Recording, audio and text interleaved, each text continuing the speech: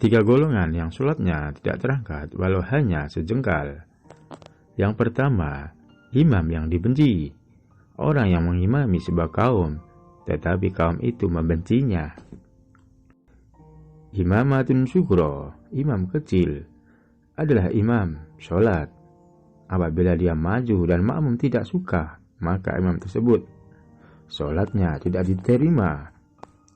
Tentu, ketidaksukaannya beralasan syar'i, bukan alasan karena panjang ayatnya atau ruku'nya. Yang kedua, imamatun kubra, pemimpin umat, baik sultan, bupati, gubernur, bahkan seorang presiden. Apabila jadi pemimpin yang tidak dicintai rakyatnya karena tidak amanah dan tidak adilannya, maka sholatnya tidak diterima. Bahkan bila dia berkhianat, maka dia tidak mencium bau surga. Yang kedua, istri tidur membuat marah suaminya. Seorang istri yang tidur sementara suaminya sedang marah atau murka, tidak suka kepadanya, dan bila mati dalam keadaan tersebut, maka sholatnya tidak diterima.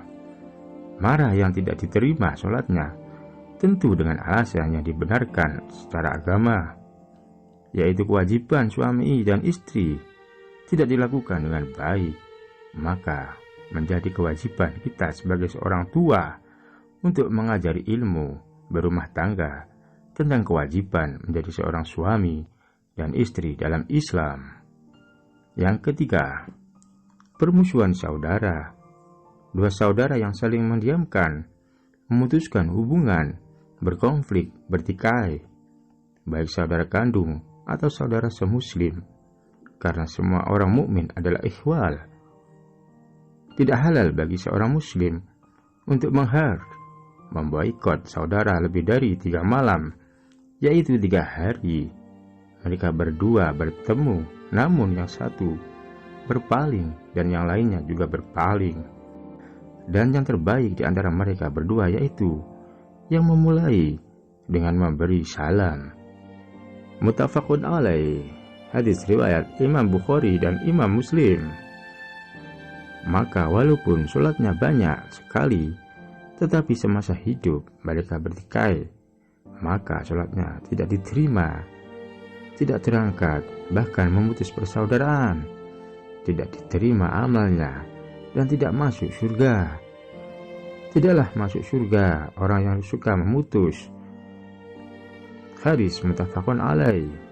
Rasulullah SAW bersabda, telah dibukakan pintu-pintu surga setiap hari Senin dan Kamis, maka seluruh hamba yang tidak berbuat syirik kepada Allah sama sekali akan diberi ampunan oleh Allah, kecuali seorang yang dia punya permusuhan antara dia dengan saudaranya. Maka katakan kepada para malaikat, tangguhkanlah dari ampunan Allah dua orang ini sampai mereka berdua damai. Hadis riwayat Muslim. Dari Abu Khirais As-Sulaimi radhiyallahu an, sesungguhnya dia mendengar dari Rasulullah SAW bersabda, barang siapa yang memboikot, menghad saudaranya selama setahun, maka seakan-akan dia telah menumpahkan darah saudaranya. Hadis riwayat Ahmad dan Abu Dawud.